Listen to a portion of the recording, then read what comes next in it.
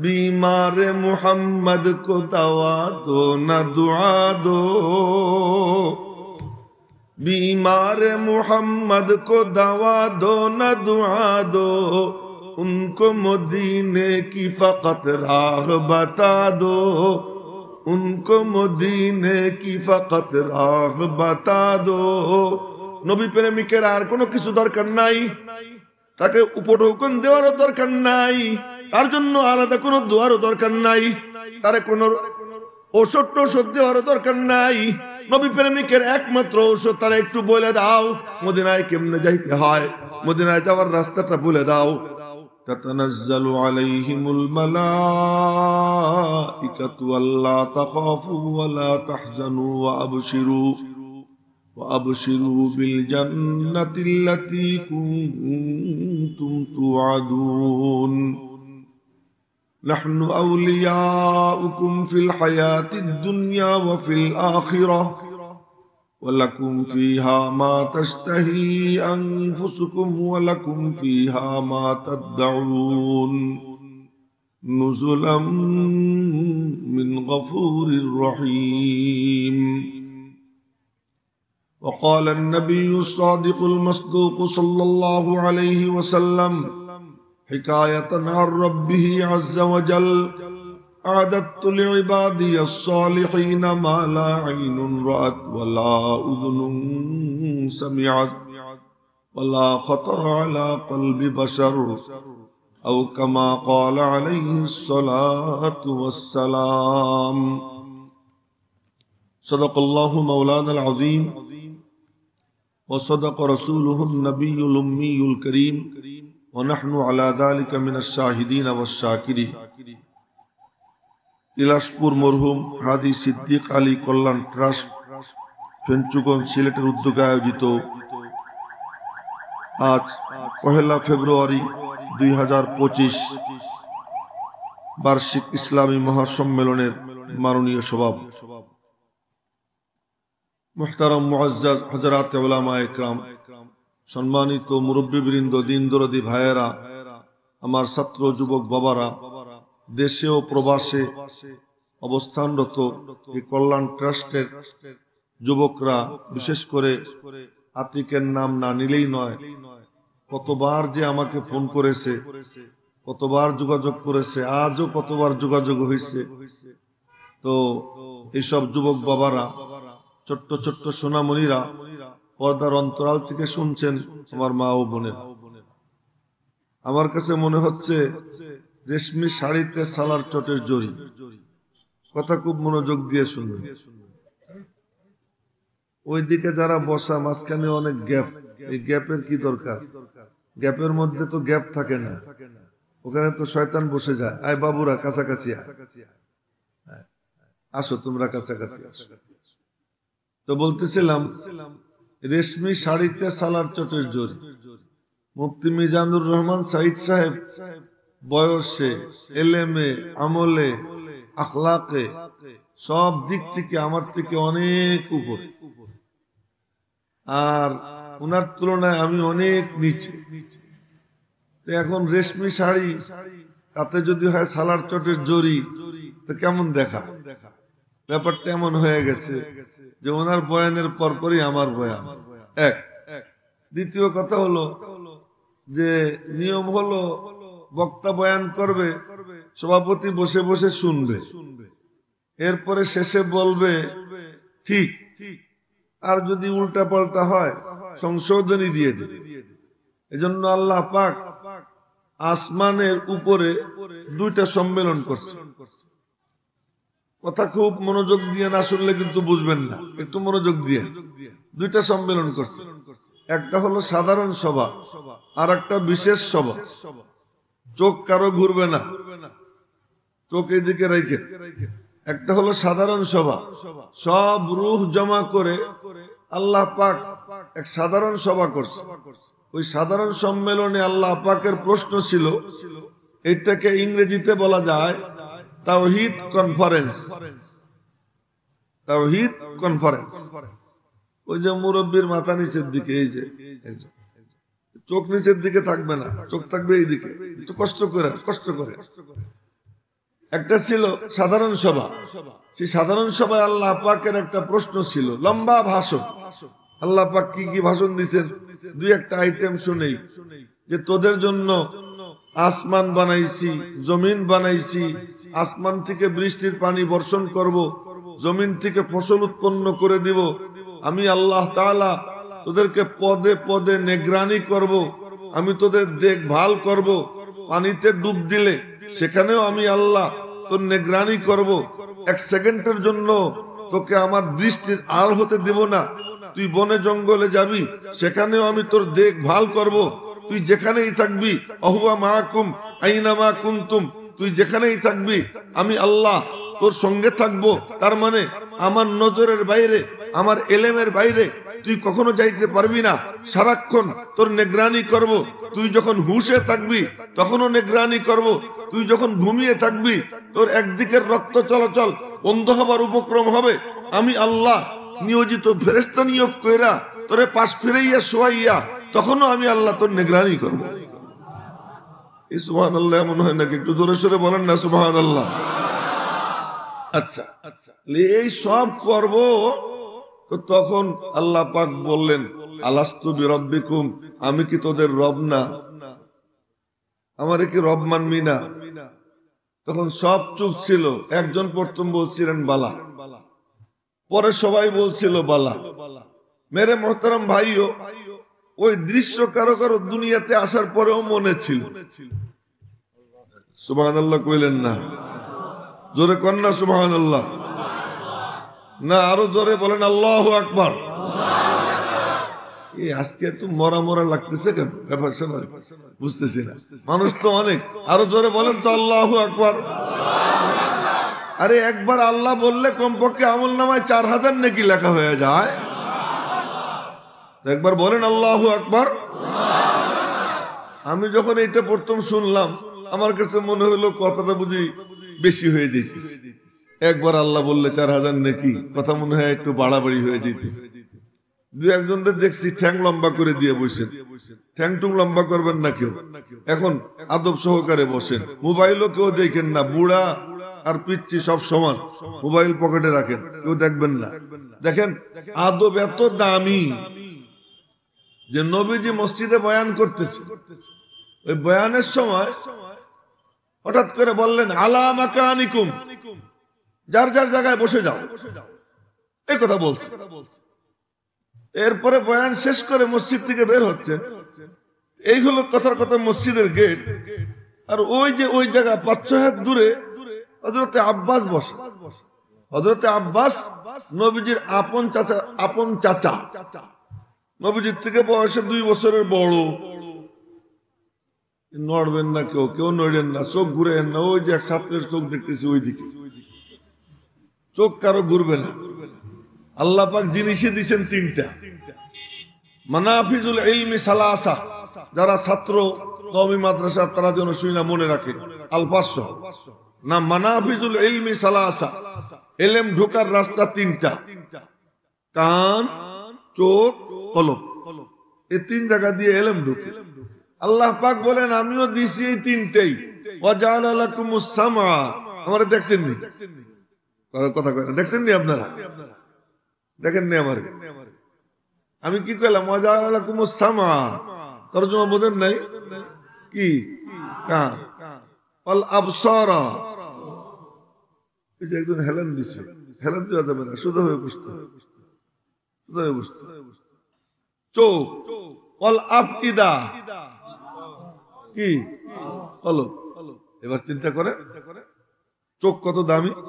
আপনি আমার দিকে তাকাইছেন, কোরআন শরীফের তরজমা আমরা ম্যাক্সিমাম জানি না, কিন্তু শুধু তাকানোর বরকতে ইঙ্গিত গুলো দেখার কারণে আয়াতের তরজমাও বুঝে এসে গেছে। সুবহানাল্লাহ কইলে গুনাহ হইতো? বলেন না জোরে সোরে সুবহানাল্লাহ।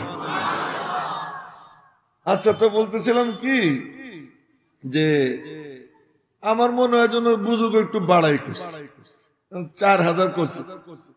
এক আল্লাহ বললে 4000 নাকি কেমনে হয়?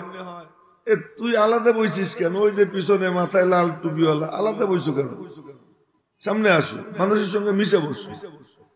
আলাদা কেউ বসবেন না। ওই যে মুরব্বী একজন আলাদা আলাদা থাকবেন না কেউ। মজলিসের সঙ্গে মেশেন, মজলিসের মধ্যে খায়ের বরকত। হ্যাঁ, সাংঘাতিক দামি জিনিস এটা, গায়ে গায়ে মিশে বসবে। তো বলতেছিলাম আদব কত দামি। তো নবীজি বয়ান শেষ করে বের হয়েছে, বের হয়ে দেখেন আব্বাস বসা বাইরে 5-6 হাত দূরে দরওয়াজার থেকে। মসজিদের ভিতরে জায়গা খালি ফাঁকা, কিন্তু উনি বাইরে বসা। এই চোখ এদিক ওদিক ঘুরাইও না, ওই তোমারে বলছি আমি কিন্তু শিক্ষক, আমি বক্তা না, এদিকে তাকাইছি। এখন 5-6 হাত দূরে বসা। তো নবীজি চাচা গিয়ে বলেন, চাচা আপনি বাইরে কেন? ভিতরে তো জায়গা ছিল।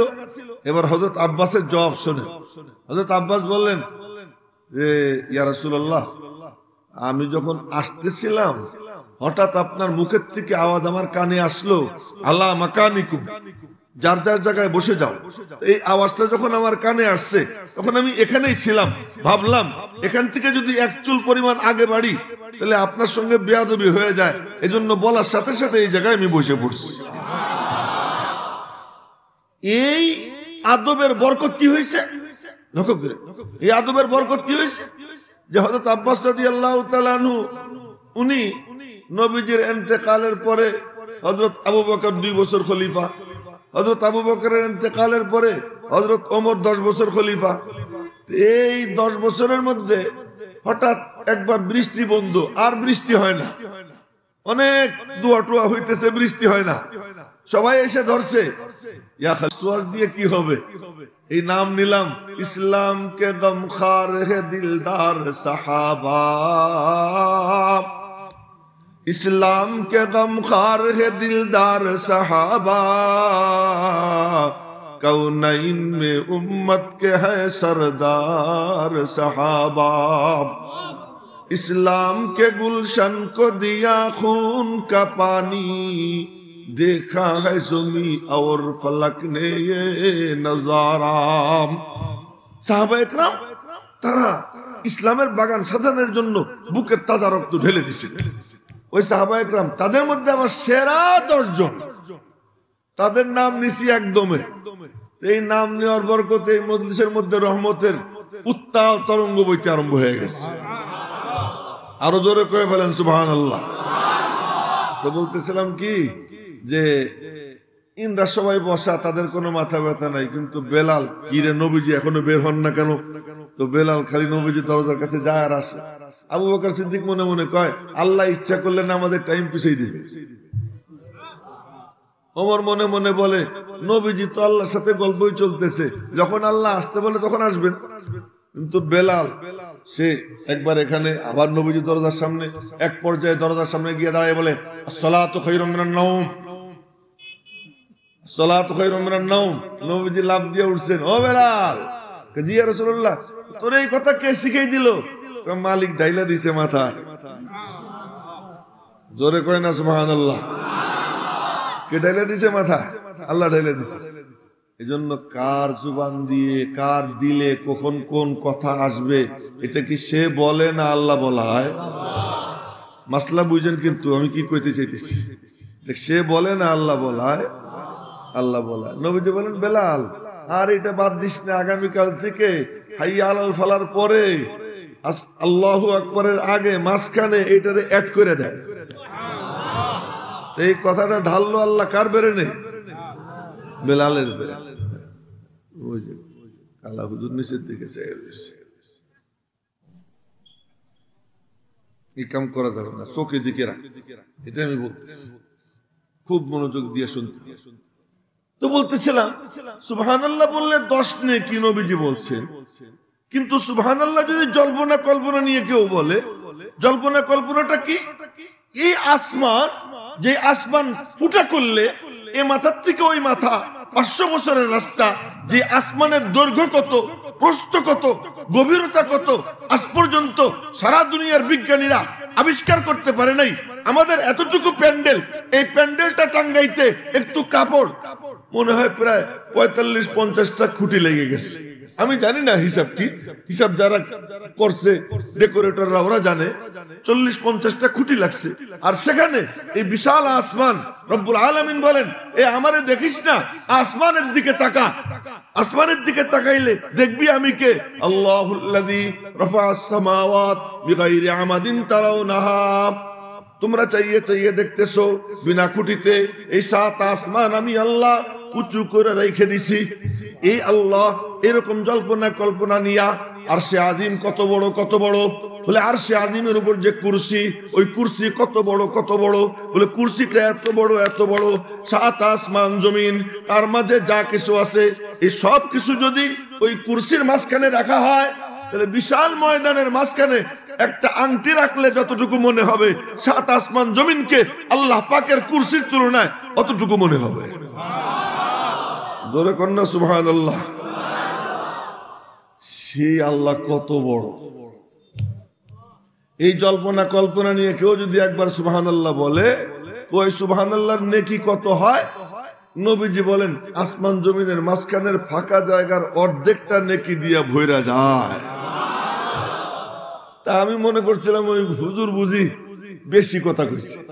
একবার আল্লাহ বললে 4000 নেকি হয়। পরে হাদিস পড়লাম একটা, এই তোমার আবার নিচের দিকে দেখার কি জিনিস আছে? নিচের দিকে দেখো না। দেখো, আমাদের সবচেয়ে বড় অযোগ্যতা হলো অমনোযোগ, আর সাহাবায়ে কেরামের সবচেয়ে বড় যোগ্যতা ছিল মনোযোগ। আমি ফাঁক দিয়ে একটা কথা বলে দিই, নবীজির জামানায় এক জিল কোরআন শরীফ ছিল না। 16 জন ওহির লেখক ওহি লিখতেন। কেউ লিখতেন তক্তায়, কেউ লিখতেন চামড়ায়, কেউ লিখতেন পাথরে, কেউ লিখতেন হাড়ে, যে যা পাইতেন তাতে লিখতেন। আর নবীজি লেখাইয়া এরপরে আরেকজনকে বলতেন, দেখো তো ঠিক মতো লেখছেনি। সে পড়ে টুড়ে কইতো, ইয়া রাসূলুল্লাহ ঠিক মতো লেখছে, আচ্ছা তোর কাছে রাইখা দে। বাস এই 16 জন কাতেবে ওহী ছিলেন। ওহীর লেখক মোট কতজন মনে রাখবেন তো? মোট কতজন? 16 জন। তার মধ্যে একজনের নাম যায়েদ ইবনে সাবিত, একজনের নাম হযরতে মুআবিয়া রাদিয়াল্লাহু তাআলা আনহুমা। এই দুইজনের নাম নিলাম। এই 16 জন কাতেবে ওহী, তারা ওহী লিখতেন। কিন্তু কারো কাছে এক জিল কোরআন শরীফ ছিল না, কিন্তু সব সাহাবী হাফেজে কোরআন ছিলেন। কি দিয়া? উনি সুবহানাল্লাহ কই নেই, এখন খালি একটু ঠোঁট নাড়াইছে। আর একটু জজবানিয়ে জোরে কোন সুবহানাল্লাহ। উনি মনে করছে আমার হুজুর দেখে নাই, আমি তো সবাইরে দেখতেছি। সবাইরে দেখতেছে মানে কি, যদ্দূর রেঞ্জে সম্ভব। কেউ যদি মাথা মুথা নিচে করে পলাই থাকে, আমি তাহলে দেখবো কেমনে? না, আমি তো আর ওইরকম চোখ নাই, অ্যাভেলেবেল যেটা ওইটা দেখতেছি। তো বলতেছিলাম যে নবীজির জামানায় এক জিল কোরআন শরীফও ছিল না, আবু বকর সিদ্দিকের জামানায়ও ছিল না, হযরত ওমর রাদিয়াল্লাহু তাআলা আনহুর জামানায়ও ছিল না। তো যখন কোরআন শরীফ নাজিল হয়েছে তখন থেকে নিয়ে 23 আর 10 33, আর আবু বকর সিদ্দিকের 2 35, এই 35 বছরের মধ্যে কোরআনে কারীমের কোনো কপি ছিল না। ব্যক্তিগতভাবে কেউ কিছু লিখে রাখলে রেখে রাখছে, কিন্তু কোরআন শরীফ সরকারি ভাবে কোন কোরআন শরীফের নুসখা ছিল না। কিন্তু সব সাহাবী সব তাবেঈ হাফেজে কোরআন ছিলেন। জোরে কন্না সুবহানাল্লাহ। কি দিয়া? এই মনোযোগ দিয়ে। একবার শুনতেন মুখস্থ হয়ে যেত। আজ আমরা কি ছাত্র, ওই কথা আবার অন্যদিকে চলে গেল। ইমাম শাফিঈ রাহমাতুল্লাহর বয়স তখন 22। ইমাম শাফিঈর নাম হলো মুহাম্মদ। কি নাম?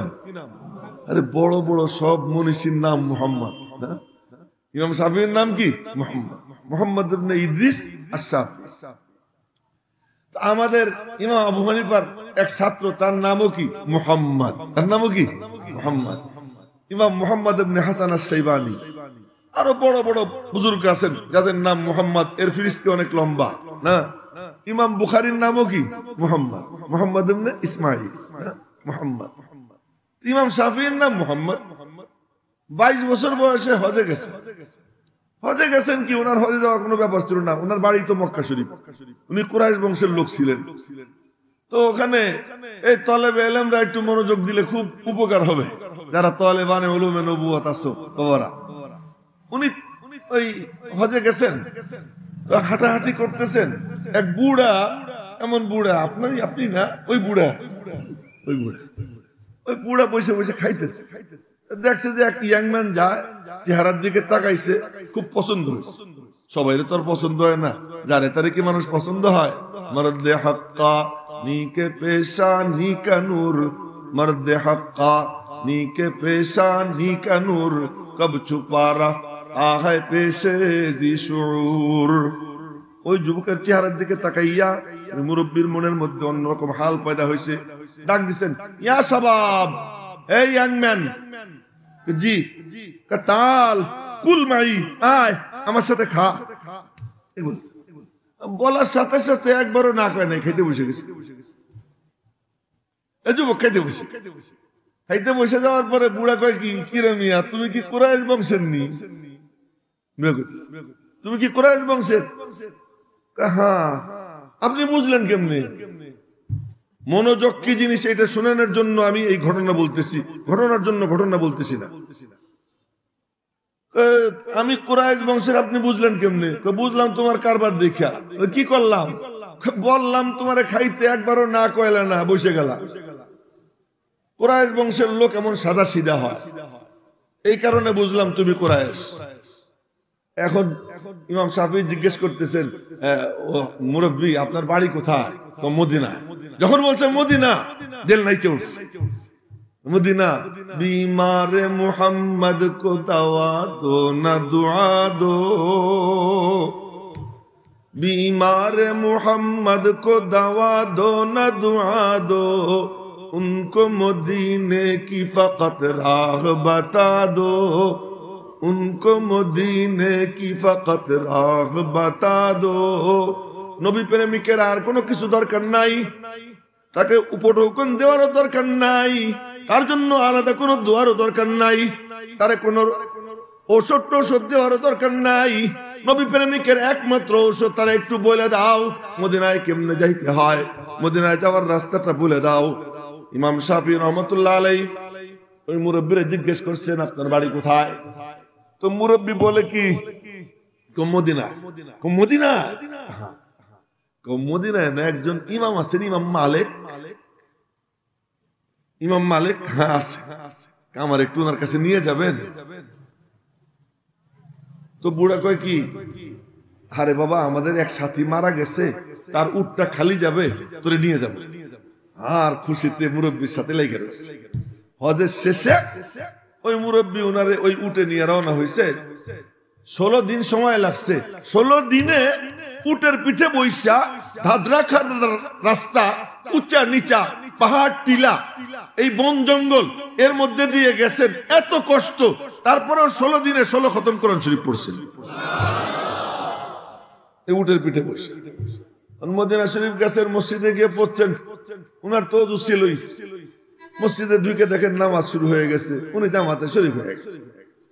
নামাজের শেষে দেখলেন এক উঁচু লম্বা নুরানি চেহারা, মাথায় পাগড়ি, উনি আসতেছেন। আর আইসে উনি বসলেন, আর পঙ্গপালের মতো ছাত্ররা কাগজ খাতা কলম নিয়ে বসে গেল। আর উনি হাদিস লেখানো শুরু করলেন। তো উনি তো চেনেন না ওনাকে, উস্তাদ তো এনাকে চেনেন না, ইনিকে। তো উনি বসে রয়েছেন ছাত্রদের সাথে। তখন ইমাম মালিক হাদিস লেখাইতেছেন। এবার ছাত্ররা শুইল মনোযোগ কি জিনিস, লেখাইতেছে। তো লেখাইতেছেন 100 হাদিস লেখাইছেন। কত হাদিস? 100 হাদিস লেখানোর পরে মজলিস শেষ, বরখাস্ত হয়ে গেছে। এখন যাও, যার যার নামাজের প্রস্তুতি নাও। সবাই নামাজের প্রস্তুতি নিতে গেছে। ওনার তো ওযু আছে, উনি বসে রয়েছেন। এই কয়েকদিন আগে পদ্মা সেতুর গোড়ায় এক মাদ্রাসা, দারুল উলুম হক্কানিয়া মাদ্রাসা, তো সেখানে আমি বয়ান করতে গেছি। মাগরিবের পরে আমার বয়ান, আমি অনেক দূরে ছিলাম, ওই ভোলার থেকে আসছি।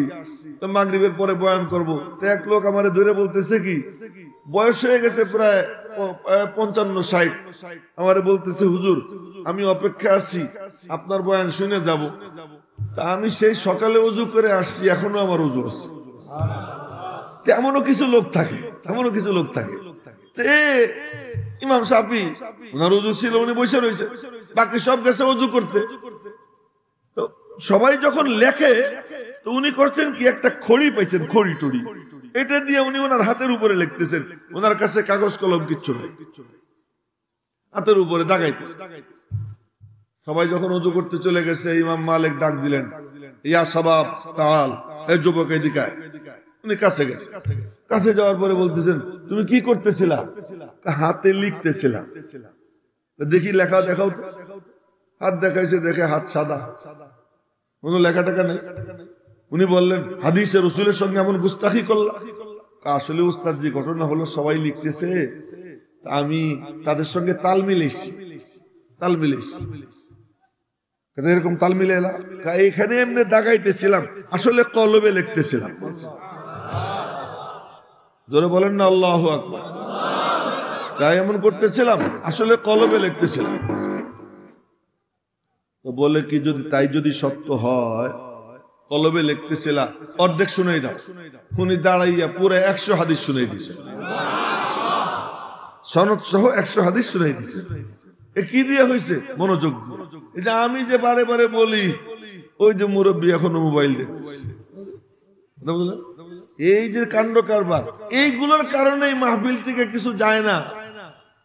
3 জিনিস লাগে, হুসনে পর আশিক নেহি হো, आशिक हो इन 4 पर, रफ्तार पर, गुफ्तार पर, नाज पर, अंदाज पर। কলবের হাল কি মালিক দেখেন, কে মনের দিলের কান দিয়ে শুনে, এটা মালিক দেখেন। এজন্য আপনাদেরকে বলতেছি, সবাই একটু মনোযোগী হয়ে শুনে। তো বলতেছিলাম, কেউ যদি ওই জল্পনা কল্পনা নিয়ে একবার বলে সুবহানাল্লাহ, কোন জল্পনা কল্পনা? ওরে বাপ রে বাপ, এত বিশাল আসমান।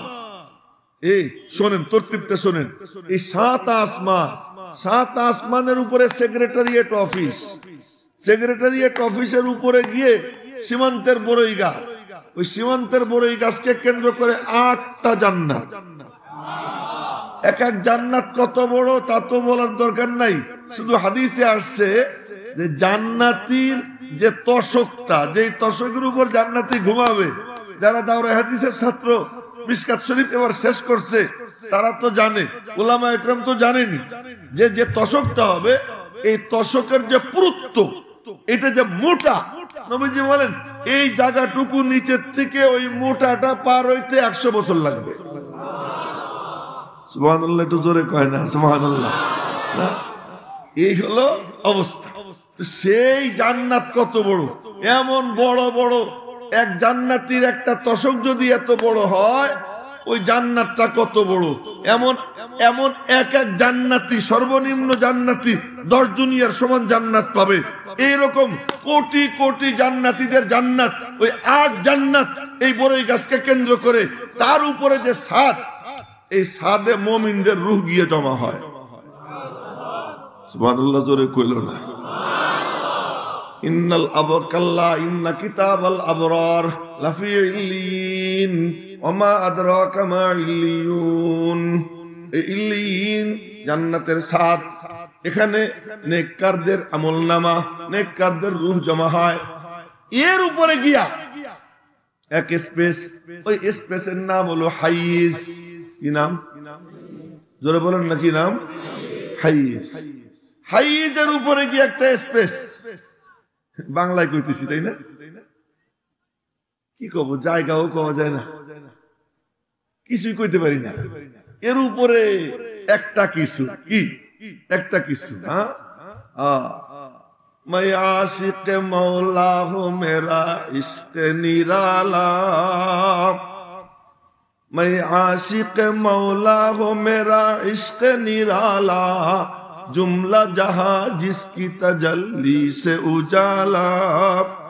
तो আল্লাহরও যেমন কোনো মিসাল নাই, তার কোনো তুলনা নাই, তার যে সমস্ত ঊর্ধ্ব জগতের কাণ্ড কারবার, ওইটাও কোনো শব্দ দিয়ে ব্যক্ত করা যায় না। আমাদের জমিনের যে শব্দ, এই শব্দের সাথে এর কোনো মিল নাই। এই জন্য বলতেছি তার উপরে একটা স্পেস, ইংরেজি যেহেতু অনেকে বোঝে না, এই জন্য কইলাম স্পেস। স্পেস, ওই স্পেসটা কেমন? লা খালা ওয়ালা মালা। উলামা একরাম জানেন, ইজতিমাউন নকিজাইন, 2 নকিজ, 2 নেগেটিভ একসাথে কেমনে জমে? মানুষও না অমানুষও না, তাই কি বলেন? কি না, মানুষও না অমানুষও না, তো কি কি সেটা তাও কইতে পারি না। লা খালা ওলা মালা, খালিও না ভরাও না, তো খালিও না ভরাও না তো কি তাও কইতে পারি, তাও কইতে পারি। এই যে এর উপরে গিয়ে মহাসমুদ্র, এই মহাসমুদ্রের উপরে আল্লাহ পাকের আরশ, সেই আরশের উপরে আল্লাহ পাকের কুরসি, ওই কুরসির উপরে যদি 7 আসমান জমিন তার মাঝের যা কিছু আছে এগুলোকে রাখা হয়, তাহলে মনে হবে যেন বিশাল ময়দানে একটা আংটি। তাহলে সেই আল্লাহ কত বড়,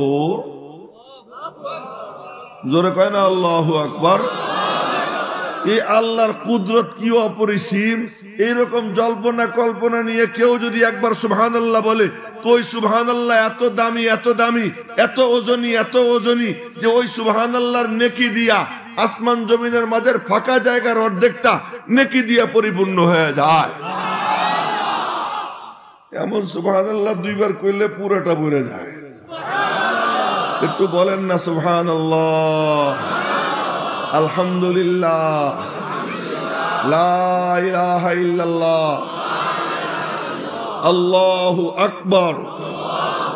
মেরে মোহতারাম ভাইও পরিষ্কার কথা বলতেছি, সেটা হলো যে কি শুরু করছি, কি দিয়ে শেষ করব আমি নিজেও জানি না। আমি এখানে বসলে কথায় যেদিকে নিয়ে যায় আমি সেই দিকে চলি, আমার নিজের কোনো পরিকল্পনা থাকে না। এখানেও কি বলতেছি, কোথায় গিয়ে হঠাৎ শেষ করব আমার নিজের জানা নেই। তো বলতেছিলাম যে আমি কয়জন সাহাবীর নাম নিছি করছি, কয়জন সাহাবীর নাম, এত বড় বড় এক এক সাহাবী যে ওনাদের কথা কি বলবো। আবু বকর এমন যে নবীজি আবু বকরের সামনে দাঁড়াইলে নবীজির মনে হইতো আবু বকরের মধ্যে ওনার নিজেকে দেখা যায়। আবু বকর ছিলেন আকসের নবীজির কি প্রতিবিম্ব। আল্লাহ আল্লাহ। কিন্তু শুরু করছিলাম যে কথা দিয়া, সেটা তো ভুলে গেলে চলবে না। রেশমি শাড়িতে সালার চটের জরি, মনে আসেনি? হ্যাঁ, রেশমি শাড়িতে সালার চটের জরি।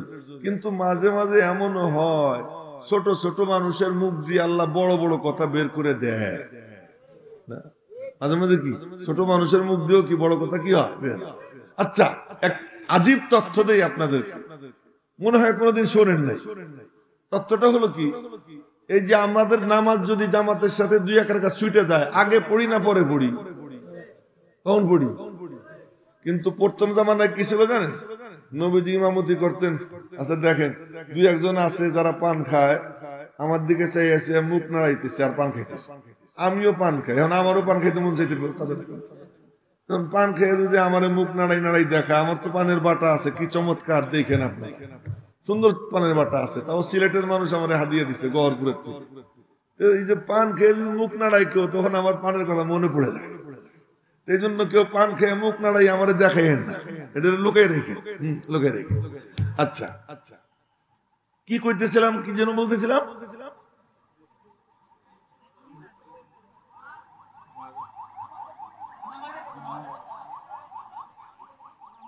বলছিলাম যে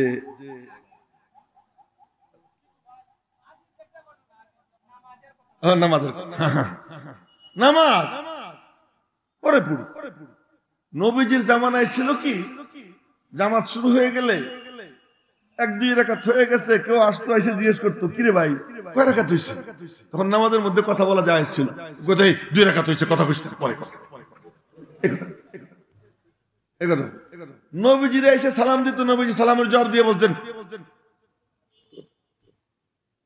চুপচাপ বসো, নামাজ শেষ করে পরে কথা বলো। কিন্তু নামাজ সালামের জবাব দিত, সালামের জবাব দিত নবীজি।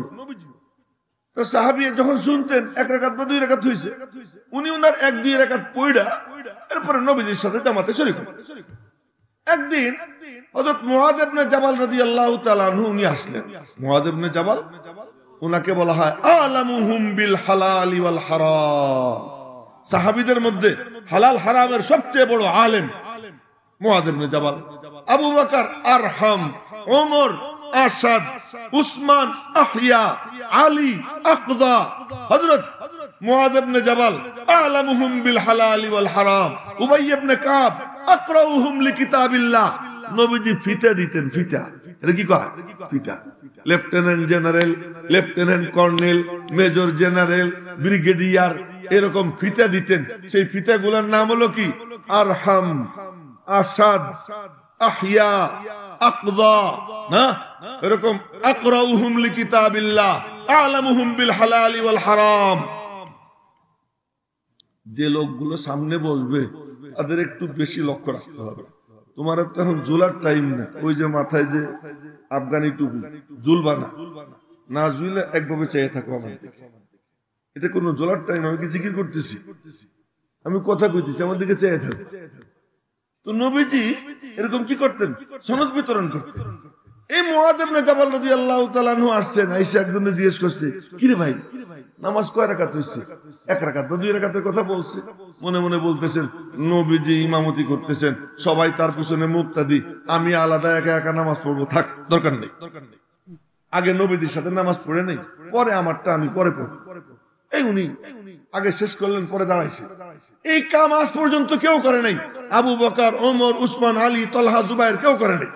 আজই প্রথম মুআয ইবনে জাবাল সালাম ফিরানোর পরে দাঁড়াইছে। নবীজি সালাম ফিরাইয়া চেয়ে রইছেন, ও করে কি? উনি সালাম ফিরানোর পরে ডাক দিলেন, ইয়া মুআয তাল, হে মুআয এদিকে আয়। হযরত মুআয আসছে। এটা কি করলা? ইয়া রাসূলুল্লাহ, আমার মনে পড়লো আপনি ইমামতি করতেছেন, সবাই আপনার পিছনে মুক্তাদি, আর আমি আলাদা একা একা নামাজ পড়বো, এটা আমার কাছে ভালো লাগলো না। মনে মনে ভাবলাম আপনার সাথে পড়ে নেই, যেটা ছুটে গেছে ওটা পরে পড়বো। নবীজি ঘোষণা করলেন, ইন্না মুআযান সান্না সুন্নাতান ফাক্তাদু বিহা। মুআয তোমাদের জন্য একটা আদর্শ চালু করে দিল, কিয়ামত পর্যন্ত তোমরা তার অনুসরণ করো। এই কামটা চালু করছে কে? আরো একটা তথ্য দিই আপনাদেরকে, জুমার নামাজের মতো নামাজ, সাপ্তাহিক ঈদের দিনের 2 রাকাত নামাজ, যেই নামাজ 2 রাকাত যদি কেউ পড়ে জামাতের সাথে, তো নবীজি বলেন, আল জুমুআতু ইলাল জুমুআতি কাফফারাতুন লিমা বাইনাহুমা। এক জুমার থেকে আর এক জুমার মাঝে যা কিছু ঘটে যায়, এই 2 জুমা আদায়ের বরকতে আল্লাহ পাক তওবাও যদি করে, তো আল্লাহ তাআলা সগীরা কবিরা সব গুনার জন্য এটাকে কাফফারা বানাইয়া দেয়। সেই জুমার নামাজ, এই জুমার নামাজের ইমামতি প্রথম কে করছেন? নবীজি না। আবু বকর না। ওমর, উসমান, আলী না। কে? হযরত আব্দুল্লাহ ইবনে কাব ইবনে মালিক রাদিয়াল্লাহু রাহমাতুল্লাহি আলাইহি বলেন, আব্দুল্লাহ ইবনে কাব, কাব ইবনে মালিকের ছেলে, উনি বলেন, জুমার আযান শুরু, আল্লাহু আকবার, আল্লাহু আকবার, আমরা আযানের জবাব দিই আল্লাহু আকবার, আল্লাহু আকবার। আমার আব্বুজি কাব ইবনে মালিক উনি খালি বলেন, রাহিমাল্লাহু আসআদ ইবনে জুরারা, রাহিমাল্লাহু আসআদ ইবনে জুরারা। মনে হয় অনেকে নামও শুনেন নাই কোনদিন। রাহিমাল্লাহু আসআদ ইবনে জুরারা, আসআদ ইবনে জুরারা কে আল্লাহ তাআলা রহম করুন। ছেলে বলে, আমি একদিন বললাম, আব্বা আযান দিলে নবীজি বলছেন, ফাকুলু মিসলা মা ইয়াকুলুল মুয়াজ্জিন, ইযা আযানাল মুয়াজ্জিন ফাকুলু মিসলা মা ইয়াকুলুল মুয়াজ্জিন ইল্লাল হাইয়ালাতাইন। মুয়াজ্জিন যখন আযান দেয় তখন তুমিও তাই বলো যা মুয়াজ্জিন বলে, শুধু হাইয়া আলাস সালাহ, হাইয়া আলাল ফালাহ, এই 2টা বাদ দিয়া বাকি সব জায়গা মুয়াজ্জিন যা বলে তুমিও তাই বলো। আপনি আযানের না জবাব দিবেন, আপনি এইটা কি বলেন? রাহিমাল্লাহু আসআদ ইবনে জুরারা। তখন আমার আব্বা কাব কয় কি, বাবা জানিস, সর্বপ্রথম এই আসাদ ইবনে জুরারাকে আমরা বলছিলাম যে খ্রিস্টানরা একদিন একসাথে হয়ে জিকির আজকার করে, ইহুদিরা একদিন একসাথে হয়ে জিকির আজকার করে, ওরা করে শনিবারে, ওরা করে রবিবারে, চলেন আমরাও একদিন একটু জিকির আজকার করি একসাথে হইয়া। তো প্রথম 40 জনের জামাত নিয়া এই জুমার নামাজ 2 রাকাতের ইমামতি করেন আসাদ ইবনে জুরারা রাদিয়াল্লাহু তাআলা। জোরে কোন আল্লাহু আকবার। সর্বপ্রথম জুমার নামাজের ইমামতি কে করছে? নাম শুনছেন নি কোনদিন? কে কে নাম শুনছেন আগে হাত উঁচু করে দেখান। কয়জন? মাত্র 3-4 জন, 5 জন হয়তো পাওয়া গেছে যারা মাদ্রাসায় পড়ে উপরে জামাতে, ওরা হয়তো 2-4 জন জানে। তাও ওই ছাত্র জানবে যার ইতিহাস পড়ার কি আছে, জজবা আছে, যার ইতিহাস সে মাওলানা হওয়ার পরেও জানবে না। এটা এমন এমন নাম একটা। এই জিনিস আল্লাহ পাক এই তিলক কার কপালে লাগাই দিয়েছেন? আসাদ ইবনে জুরারার কপালে লাগাই দিয়েছেন। अजीब ব্যাপার। किस्मत दी हर शख्स को कस्साम अज़ल ने, किस्मत दी हर शख्स को कस्साम अज़ल ने, जिस शख्स को जिस चीज का काबिल नजर आया। মালিক যোগ্যতা দেখেন না, মালিক দেখেন দিলের হাল। ওই দিলের হাল দেখা যারে পছন্দ হয় তারে আল্লাহ পাইছে নেন। এই জন্যই তো কবি বলে দাদে হাকরা কাবিলিয়ত শর্তে নিস, বলকে শর্তে কাবিলিয়ত দাদে উস। আল্লাহ পাকের দেওয়ার জন্য কোনো যোগ্যতা শর্ত না, এইটাই বড় যোগ্যতা যে আল্লাহ তাআলা যেন চয়েস করে ফেলে। জোরে কন্যা সুবহানাল্লাহ। আল্লাহ যারে চয়েস করে সেই কি হয়ে যায়? যোগ্য হয়ে যায়। এতক্ষণ লম্বা চওড়া কথা বইলা আপনাদেরকে বুঝাইলাম এই কথাটা যে সব বড়